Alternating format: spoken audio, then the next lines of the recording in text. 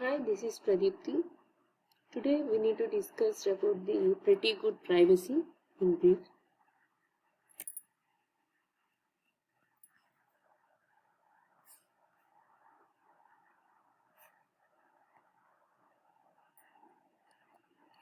It is an open source freely available software package for email security. The pretty good privacy is mainly used for the email security purpose. It provides authentication through the use of digital signature, the confidentiality through the use of symmetric block encryption. Symmetric encryption is nothing but the public key and same key is used for the encryption and decryption. The compression is using a ZIP algorithm and email compatibility using Radix64 encoding scheme. PGP has grown very quickly and is now widely used. There are some reasons for this growth. It is freely available worldwide in versions that run on a variety of platforms.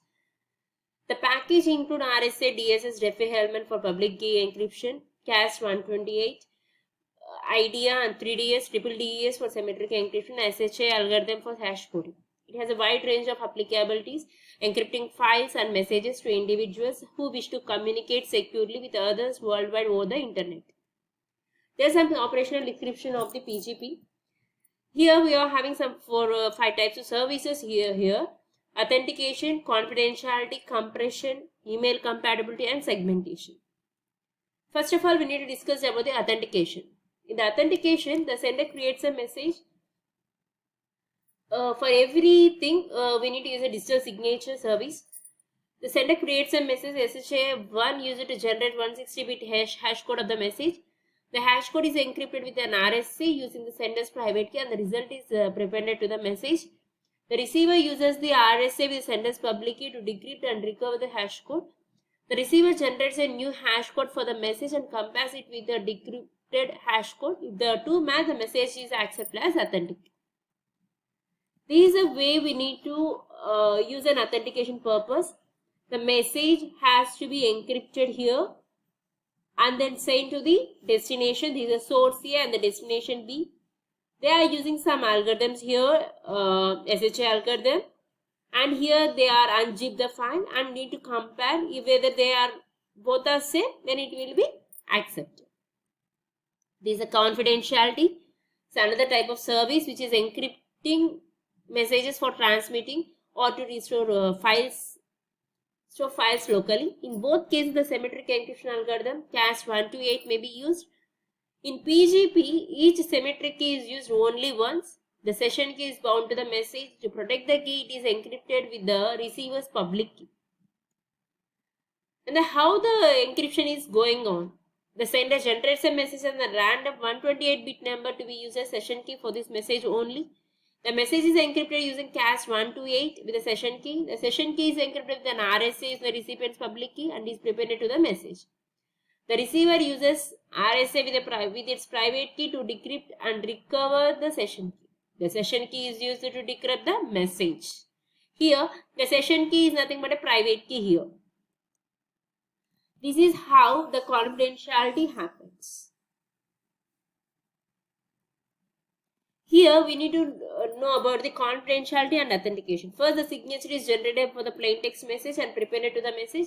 Then the plain text message plus signature is encrypted using CAS 128 and the session key is encrypted using RSA algorithm.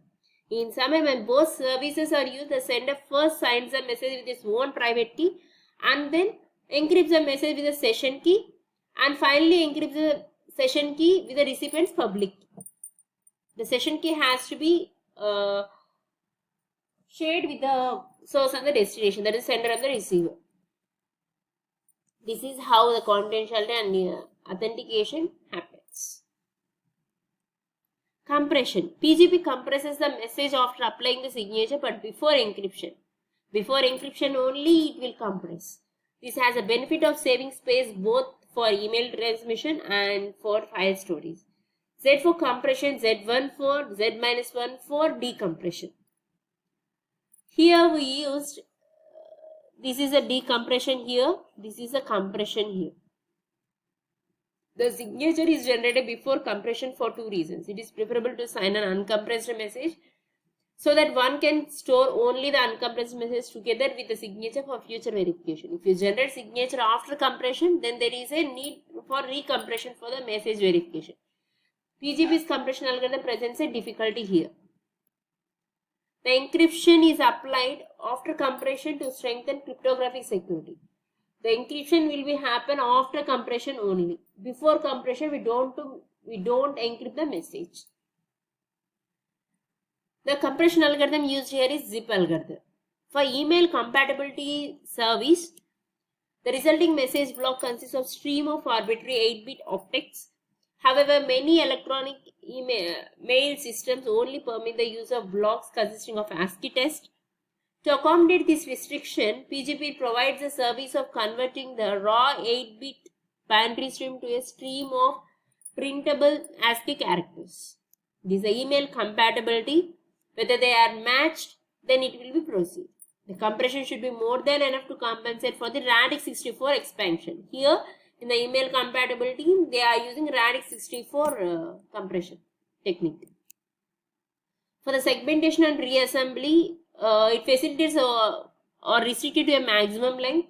To accommodate this, PGP automatically subdivides a message that is too large into segments that are small enough to send via email. The segmentation is done after all of the other processing, including the Radix 64 conversion. This is how the transmission and reception happens in the PGP message. These are the services. Summary of PGP services: digital signature function, message encryption function, compression, email compatibility. These are the algorithms we are using in the particular function. For digital signature, we are using DSS SSH. For message encryption, CAST or IDEA or triple DES or with a Diffie-Hellman or RSA. For compression, we are using a zip. For email compatibility, we are using a Radix 64 conversion. These are the PGP introduction and PGP services. Thank you.